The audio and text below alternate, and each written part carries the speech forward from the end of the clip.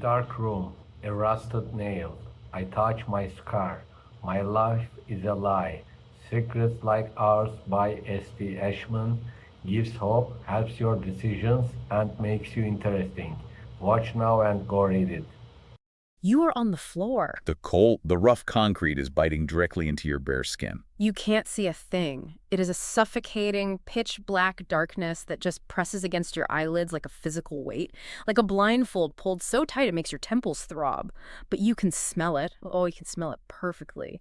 The thick, putrid stench of old mildew and damp stone, mixed with something sharper, something metallic, the bitter, unmistakable scent of rust. Right. And blood, your blood, pumping hot and slick from a jagged tear in your neck, soaking into the collar of your shirt, pooling in the hollow of your throat. Every single time your heart beats, you feel another warm rush of it escaping. You hear it before you see it. The terrifying, visceral clank of heavy iron chains rattling against the stone floor. A slow, deliberate dragging sound echoing off the unseen walls. You pull at your wrists, you twist your ankles, but the iron bites deeper into your skin, stripping the first layer of flesh. The panic rises in your chest, hot and fast. You are chained to the floor in a basement. You don't know where you are. You don't know how you got here. And somewhere in the dark, a heavy wooden door creaks open. The hinges scream, and then the shuffle of expensive leather shoes on concrete. Step, drag, step, drag. A single, flickering candle is struck. It illuminates the suffocating dark just enough to cast these long, twisted, monstrous shadows against the weeping stone walls.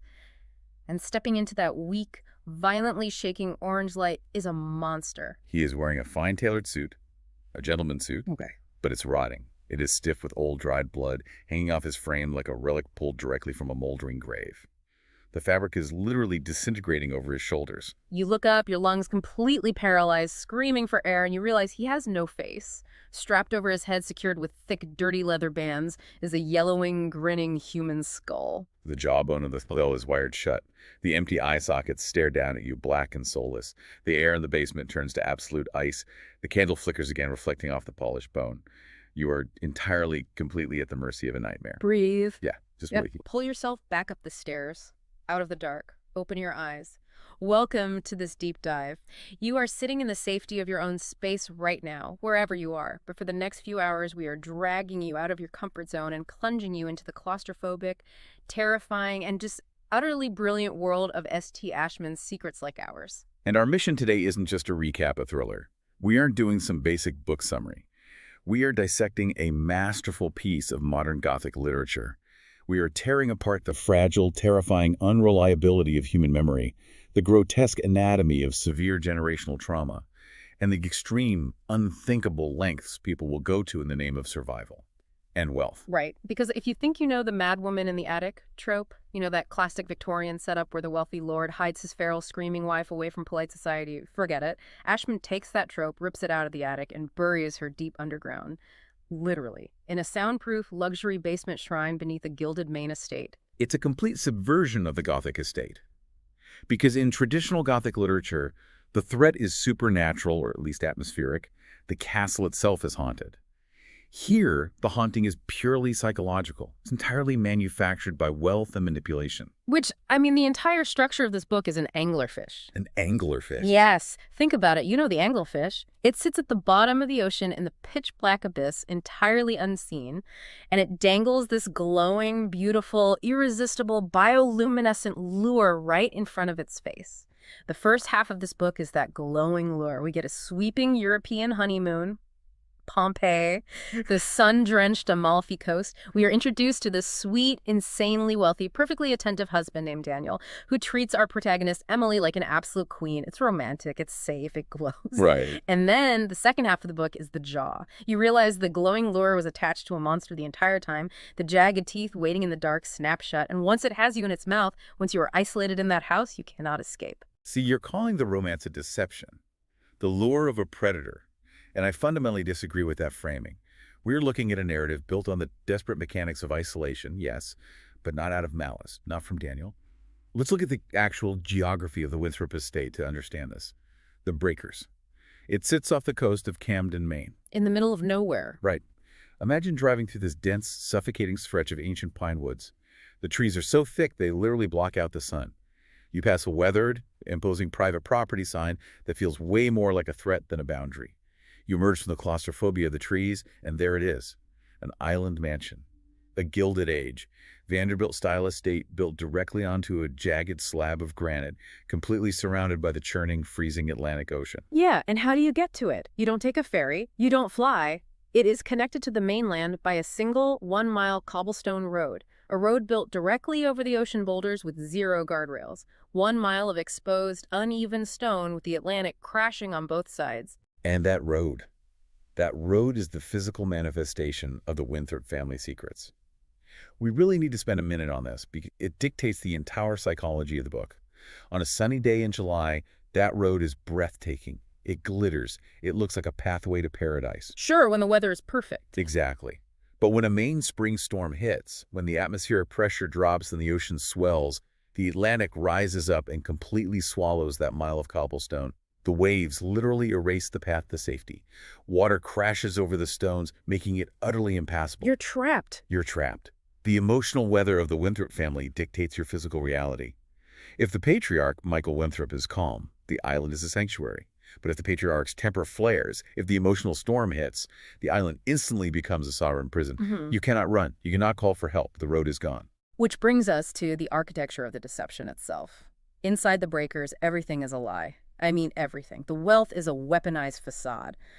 Let's talk about the mirror TV in the family room, because when you brought this up in our notes, it blew my mind. It's such a brilliant, highly specific detail Ashman uses to establish the psychological baseline of the house.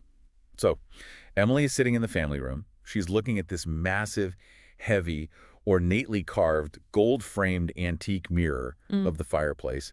It looks like a priceless 19th century artifact. It reflects the room perfectly. It reflects her perfectly. And completely convincing. Right. And then Hudson, the estate manager, walks in, presses a small button on a remote, and the mirror flickers. The glass just vanishes. It instantly turns into a high-definition flat-screen reality TV playing a cooking show. The psychological weight of that detail is staggering.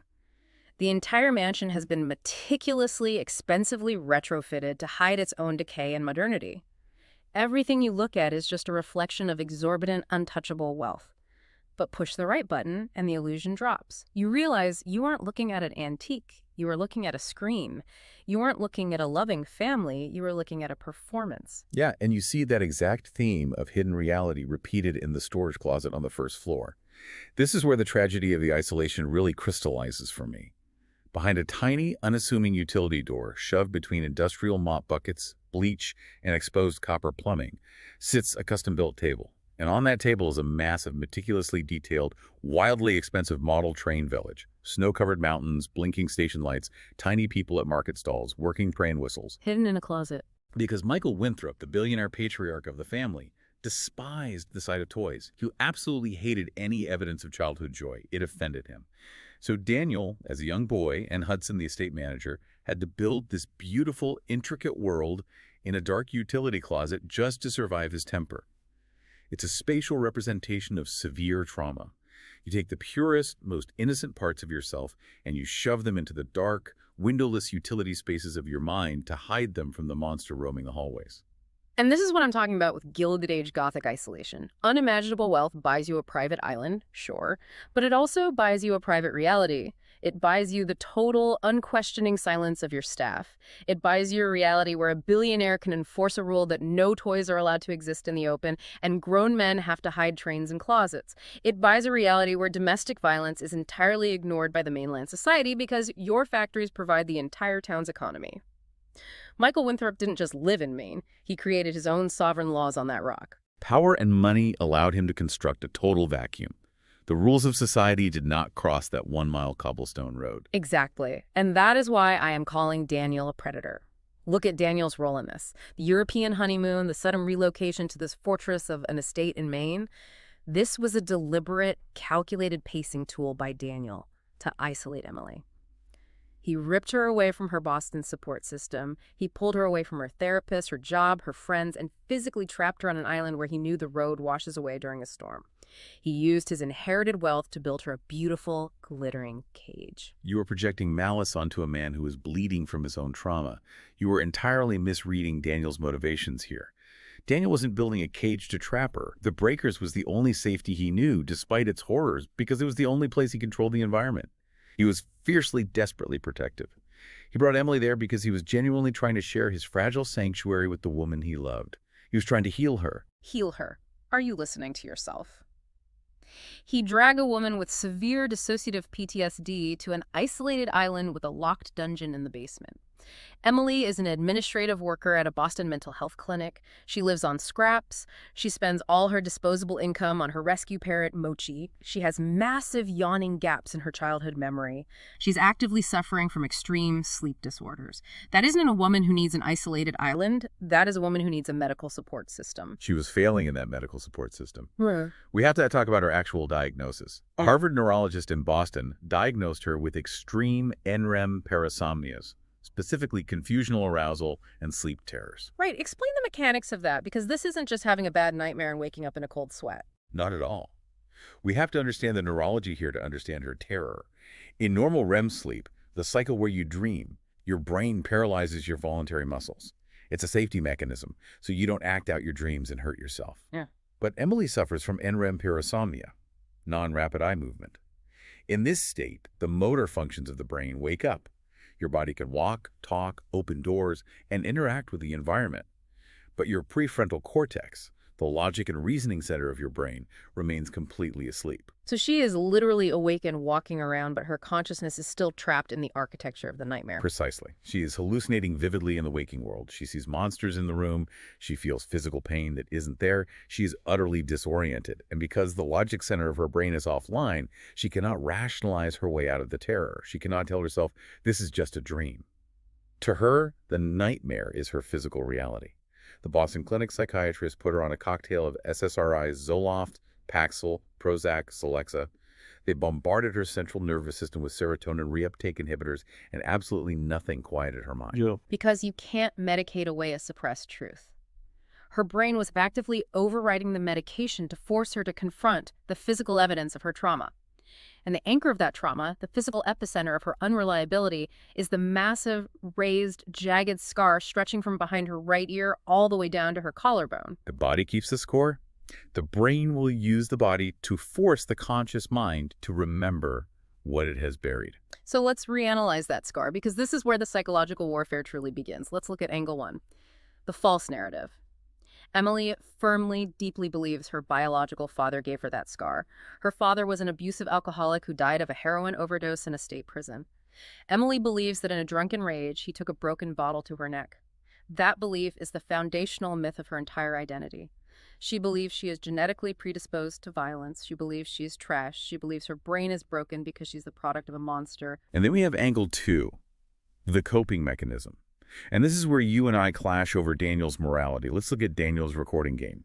Every single time, Emily wakes up in a state of confusional arousal, screaming, thrashing, terrified that she is hallucinating, terrified that the room is collapsing. Daniel doesn't restrain her. He pulls out his smartphone. He hits record. He tells her a ridiculous, lighthearted story. He tells her she got the scar saving someone like Chuck Norris in an action movie. He leans in, kisses the jagged scar, and then he presses play. He plays the recording back for her to hear. It is sick. It is deeply, unforgivably manipulative. It is a clinical grounding technique. Cynthia, her Boston therapist, specifically recommended it in her notes. During active psychosis or severe dissociation, if you hear a voice on a digital playback, it proves to the panicked brain that the voice is real. Hallucinations don't record on an iPhone. Daniel is utilizing a recommended clinical tool to pull the woman he loves out of a dissociative abyss. It is an act of desperate, pure devotion to prove to her that he is real and that she is safe. Devotion. Stop. Listen to what you're saying. It is subtle, insidious psychological conditioning. He is actively training her to rely entirely on his digital validation to know what is real and what is fake. He is appointing himself the absolute arbiter of her reality. If Daniel says the room is safe, it's safe. If Daniel records a lie about how she got her scar, she has to accept it to ground herself. He is actively rewriting her trauma, gaslighting her into a state of total infantile dependency. I mean, he is the one holding the phone. He is the one pressing play. He controls the narrative. He is pressing play because he is terrified of losing her to her own mind. If he doesn't ground her, she spirals into absolute terror. You are stripping a traumatized man of his humanity to fit a cynical true crime narrative. He isn't trying to control her. He is trying to tether her to the earth. I am looking at the facts. I am looking at the power dynamic. A billionaire holding an iPhone for a medicated, hallucinating woman telling her what to believe. And you know who agrees with me? The only reliable witness in this entire twisted Gothic nightmare. It isn't Daniel. It isn't Emily. It's Mochi. The African gray parrot. Yes. Let's spend some serious time on Mochi. Because what Ashman does with this bird is legitimately brilliant. African greys are not just tape recorders with feathers. They are highly intelligent, deeply empathetic creatures. They have the cognitive and emotional intelligence of a 5-year-old human child. They don't just mimic words, they mimic tone. They mimic the underlying emotional tension and ambient anxiety of an environment. They absorb the psychological temperature of the room. Exactly. When they are living in the Boston penthouse, Mochi is a toddler. He's happy. He chirps about honey melon. He mimics the fake barks of dogs he sees on TV. He says good morning in this cheerful, glitchy, upbeat voice. He reflects a safe, if fragile, environment. But the moment they arrive at the breakers, the moment they cross that cobblestone road, Mochi becomes a Gothic gargoyle. He becomes the Greek chorus of the novel. Mochi witnesses Rascal, one of the estate's rescue mastiffs, nearly fall off a jagged cliff onto the rocks below, and suddenly the bird's entire vocabulary shifts. He stops asking for melon. His voice changes to something chilling, robotic, and deeply agitated. He starts repeating, "Stupid dogs die," over and over, "Stupid dogs die." And then worse, he starts picking up on the invisible frequencies of the house. He starts whispering, "Woman in the basement," and most terrifyingly, monsters, all of them. Mochi is the only entity in this house of liars entirely incapable of deceit. He is reflecting the truth the humans are suppressing. Which forces Emily's hand. She cannot ignore the bird. Mochi's repetitive robotic warnings, combined with her own fracturing reality, push her toward the west wing, toward the yellow door. Let's talk about the yellow door. It's a solid wood door, sloppily painted a harsh industrial yellow like a hazard sign. It is locked, tight and hidden past a soundproof connector room in a disused wing of the mansion. Daniel and Hudson have repeatedly told Emily that the stairs behind that door are completely rotted out. They claim it's a structural hazard, too dangerous to even open. But Emily, driven out of her mind by the parrot's warnings, stands in front of that locked door. And what does she do? She doesn't find a key. She pulls out her phone and opens an AI language model app. The app is called Ava. This scene is incredible. She literally haggles with an artificial intelligence to teach her how to pick a spring latch knob lock using a plastic credit card. The AI initially refuses, citing safety and illegal activity protocols. So Emily invents a fictional high-stakes scenario. She prompts the AI, telling it that a woman is trapped in a freezing room, hypothermia is setting in, and it is a matter of life and death to bypass the lock. She bends the moral flexibility of the AI to bypass its guardrails. It's this brilliant, jarring juxtaposition using hypermodern artificial intelligence to breach a 19th century Gothic secret. And when she slips the lock and opens the door, the descent is unnerving. Because the moment she shines her phone flashlight down into the dark, she realizes the lie. The stairs aren't rotted. Not at all. They are solid. And more importantly, they are clean. Every second step looks pristine. Wiped down. There is no dust. There are no spider webs. Someone actively maintains this path. Someone travels down here constantly. Emily creeps down the stairs, her heart hammering, reaches the bottom where the stone tunnel splits, and she follows a soft, warm, orange flicker of light. She braces herself for a dungeon, a torture chamber, and instead she steps through a heavy steel vault door into a luxury apartment. It makes absolutely no psychological sense. You expect chains and bones. Instead, she steps into an open-concept, hyper-modern living space built into the bedrock.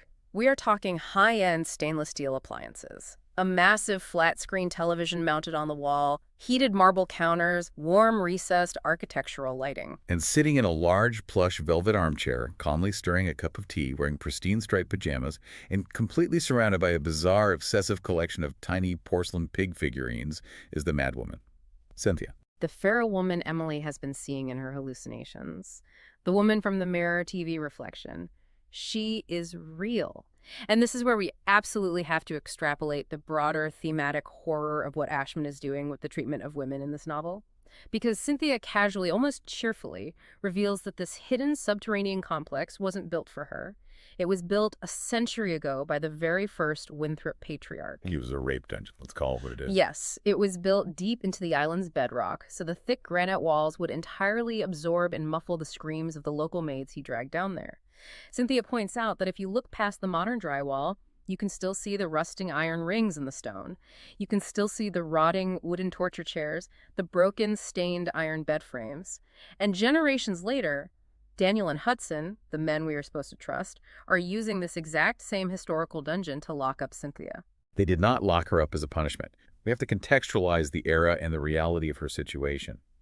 Cynthia shot Michael Winthrop. She shot a billionaire with infinite political power, infinite wealth, and entire police departments on his payroll. She did it to save Emily's life. If Hudson and Daniel had called the police in the mid-1990s, the justice system would not have handed Cynthia a medal for self-defense. The system was utterly, entirely rigged to protect men like Michael Winthrop. If they handed her over, they would have thrown a deeply traumatized, abused woman who just murdered a titan of industry into a nightmare state psychiatric hospital. We are talking about the era of punitive institutionalization, ice baths, forced electric shock therapy, complete chemical lobotomies. She would have been destroyed. So the moral alternative is burying her alive in a basement for 2 decades. That is a monstrous imprisonment, full stop. I don't care how many stainless steel refrigerators or velvet armchairs you put down there. Luxury appliances do not negate the fact that she's living in a subterranean cell with no natural sunlight, no fresh air, no autonomy, and no freedom. She is a captive of the Winthrop men. She stayed by choice. This is explicitly stated in the text.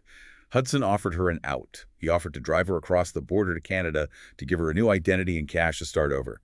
She vehemently refused. She demanded to stay in the dark because it was the only way she could remain physically close to the estate, waiting for news of Emily, who was lost in the foster system above ground. Hudson and Daniel were acting out of desperate survival. They were protecting her from a biased, patriarchal legal system that was quite literally designed to crush women who fought back against powerful men. It's kept her like a secret pet. You cannot lock a human being underground for 20 years and expect their mind to survive. Her mind completely eroded in that basement. She developed active, terrifying psychosis. She started believing the monster, Michael Winthrop, was still alive, roaming the upper floors of the house during thunderstorms. She lost her grip on reality to the point that she took a kitchen knife and stabbed Rascal, the rescue dog, thinking it was a threat. She was broken by the isolation. Because her reality fractured under the immense, crushing weight of her sacrifice. She gave up the son to protect her child. It wasn't the isolation that broke her. It was the trauma she endured before she ever went down there. Which brings us crashing into the narrative climax of the book. The storm. The emotional and physical weather converge.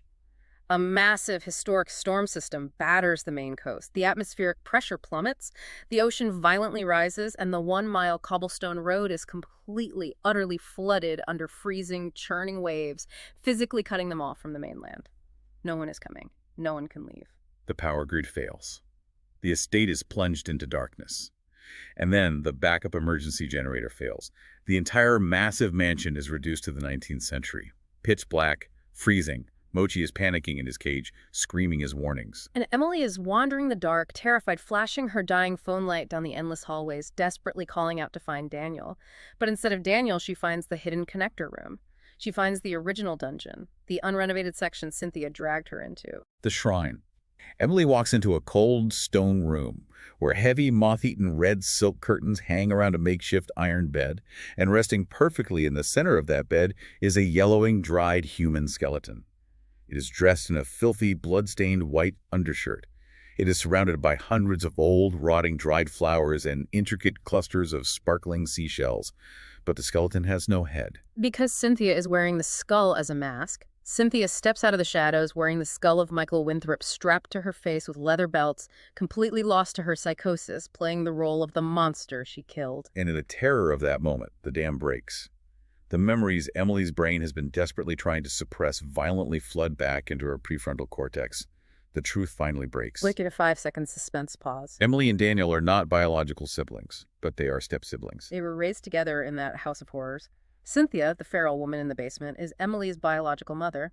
Michael Winthrop, the skull Cynthia is wearing, was Daniel's biological father. Let that sink in for a second. Imagine the absolute revulsion, the vertigo. Your husband, the man you share a bed with, the man who kisses you goodnight, is your stepbrother. You grew up in the same house. You shared the same traumatic childhood. We have to completely reanalyze the origin of the next scar now. Angle 3 and Angle 4. Emily spent her whole life thinking her biological dad cut her in a drunken rage. That was a lie to protect her. Daniel spent years recording stories telling her she got it saving someone in a heroic event. That was a lie to ground her. Both were fictions. The reality was Michael Winthrop. The billionaire monster. The flashback hits Emily with physical force. She is 12 years old. She's standing in the Grand Library of the Breakers during a storm, just like the one currently raging outside. Michael Winthrop is in a blind, psychopathic fury. He has intercepted a letter little Emily wrote to the police begging for help, detailing his abuse. He slaps her across the face.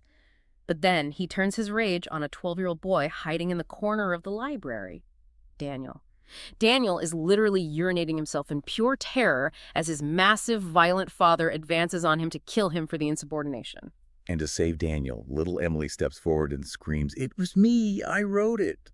Michael lunges at her. He grabs her by the ankle and violently drags her across the rough, unfinished floorboards of the library. And as she is dragged, her neck catches on a jagged, thick, rusted iron nail sticking out of the wood. It rips her flesh wide open from her collarbone all the way up to her ear. Emily didn't get the scar from her bio dad. She didn't get it robbing a candy store. She got it physically absorbing the wrath of a monster to protect her stepbrother. She almost bled to death on that floor for him. A stepbrother who grew up, tracked her down in Boston years later, preyed on her medically induced amnesia, and married her. Do you not see the absolute depravity of this? He deliberately hid her core identity from her. He hid the fact that her living, breathing biological mother was rotting in a basement beneath his feet. He is a predator who orchestrated an elaborate multi-year, multi-million-dollar deception, marrying his deeply traumatized stepsister under completely false pretenses. He is Michael Winthrop 2.0. He did not prey on her. You are entirely willfully ignoring the profound psychology of a deeply traumatized child who never healed. Daniel was a 12-year-old boy who watched his father nearly sever the neck of the only person in the entire world who ever showed him an ounce of love. He watched Emily bleed out. He thought she was dead. He lived with that guilt for a decade.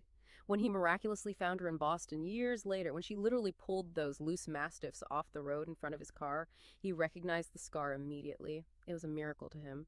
He was terrified that telling her the truth, telling her that her mother murdered his father and was living in a dungeon, telling her about the nail, would completely, irreversibly shatter her already fragile, dissociating mind. He wasn't preying on her. He was desperately trying to protect her from the lethal weight of her own past. He slept with her. He built a legal marriage on a foundational, massive lie. He let her sit in a Boston apartment thinking she was going insane. He let her believe her hallucinations of a feral woman were a symptom of her own broken, diseased brain, when in reality, he knew her mother was locked beneath their feet. That is not protection. I don't care how you spin it. That is supreme sociopathic control. It was pure desperation. Look at the logistics. He was paying off elite psychiatrists with thick envelopes of untraceable cash just to keep Cynthia comfortable and supplied with medication in the basement. He was trapped in an impossible zero-sum situation created entirely by his father's violence. If he tells Emily, Emily breaks. If he goes to the cops, Cynthia dies in an asylum. He chose the only path that kept both of them breathing. Well, let's talk about the aftermath of that path. Because the storm eventually passes, the water recedes, but the wreckage remains. The physical toll is exacted. Cynthia takes her own life. She realizes she has become the monster in Emily's eyes. She deliberately overdoses on her stockpiled sleep medication. Daniel pays an exorbitant amount of cash to a shady mob-connected funeral home on the mainland to have her cremated completely off the books. They stand on the pier and scatter her ashes into the Atlantic to permanently hide the evidence of her existence. Hudson barely survives the stab wound to his gut. And amidst all that wreckage, Cynthia leaves one final handwritten letter for Emily, addressed to Annie, which was Emily's real birth name. The ultimate secret. The final jagged tooth of the anglerfish snapping shut. Cynthia uses this letter to reveal the absolute darkest, most repressed truth of the Winthrop family, the true genesis of the rot. Michael Winthrop didn't just abuse Daniel's biological mother, he murdered her. The boating accident. Right? Decades ago, during a boating trip off the island, a sudden squall hit. The wind shifted violently, the boom swung, and both women, Cynthia, who was the nanny at the time, and Daniel's mother, went overboard into the freezing Atlantic. Michael was on the deck. He had a single life ring, and he threw it to Cynthia. He deliberately threw it to the nanny. Because Daniel's mother was the true blood heir to the Winthrop shipping fortune, and in an impending divorce, Michael would have lost absolutely everything, his entire empire. So he stood on the deck and let his wife drown so he could keep the money, inherit the estate, and marry his new obsession, Cynthia. And Cynthia knew. She was in the water. She watched Daniel's mother drown, fighting for breath, sinking into the dark. And Cynthia took the life ring. She took her place. She traded her silence for survival. Which leads to Emily's final, shocking, unbelievable decision. She is standing on the wooden pier with Daniel after scattering the ashes. The wind is howling. Daniel looks at her, his eyes red and exhausted, and asks her what her mother's letter says. And Emily chooses to lie. She looks her husband in the eye and she tells him her mother wrote that Daniel was the best thing that ever happened to her. She drops the letter into the freezing ocean, watching the ink bleed as it sinks to the bottom. She deliberately chooses not to tell Daniel that his father murdered his mother and that her mother was complicit in the cover-up. Because it is a profoundly beautiful, redemptive sacrifice. Emily breaks the cycle of Winthrop abuse right there on the pier. Think about the strength that takes. She absorbs the agony of that ultimate truth so Daniel doesn't have to carry it. She protects his sole remaining pure memory of his mother. She protects his sanity. It is the ultimate act of selfless, enduring love. And by choosing to carry that secret alone, she finally finds grounding. She takes control of her mind. She drives to upstate New York to visit her estranged grandmother, Kelly. She reunites with her 25-year-old cat, Princess.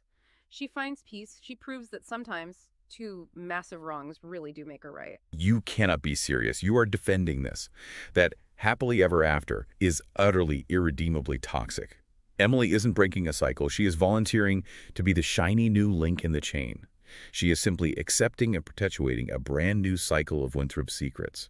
By hiding the truth of his mother's murder, she becomes the new keeper of the lies. The foundation of their marriage is no longer just Daniel's multi-year deception. It is now her massive deception as well. They are literally building a future on a graveyard of lies, human skulls, and drowned women. They survived. They survived the monster that was Michael Winthrop. They survived the storm that washed away the road. They have to build something from the wreckage of their lives. And sometimes you cannot build a functional life on absolute, brutal, devastating truth. The truth would have destroyed Daniel. Sometimes you have to build on grace. You have to build on forgiveness. You build on rot. You build a house on rotted wood, and eventually the floorboards give way. Which brings us back to the present moment at the end of the book. The storm is over. The ashes are floating in the Atlantic. The letter is disintegrating at the bottom of the ocean. Emily and Daniel are going to play house. They're going to live in a gilded mansion built literally on top of a 19th century rape dungeon. They aren't just playing house. They are going to convert the Breakers into a nonprofit retreat. She's going back to school for social work. They are actively transforming the site of their trauma into a place of healing. They're reclaiming the space. But the trauma doesn't just wash away because you file for nonprofit status. The blood is still in the bedrock. And that leaves us with one final, deeply chilling thought for you to mull over as we wrap up this deep dive. Throughout this entire exhausting, terrifying, multi-generational ordeal, the physical abuse, the drowning murder, the years of psychological gaslighting, the basement shrine, the skull mask, there was only one truly innocent witness to all of it: the bird. African greys can live in captivity for up to 60 years. Think about that timeline. Mochi is a living, feathered black box recorder. He absorbed the screams in the night. He absorbed the panic of the storm. He absorbed the violent tension of the lies. Long after Emily and Daniel have lived out their lives built on a foundation of secrets, long after they grow old and pass away, Mochi will still be alive. He will outlive them both. Imagine him 60 years from now sitting in a brass cage in some quiet sunlit room, randomly breaking the peaceful silence, mindlessly echoing the buried sins of the Winthrop family to an entirely empty house. Monsters. All of them. Thank you for joining us in the dark today. We hope you found your way out. Keep questioning the narratives you are handed, look closely at the locked doors in your own life, and remember that sometimes the glowing light in the dark is attached to teeth. Until next time.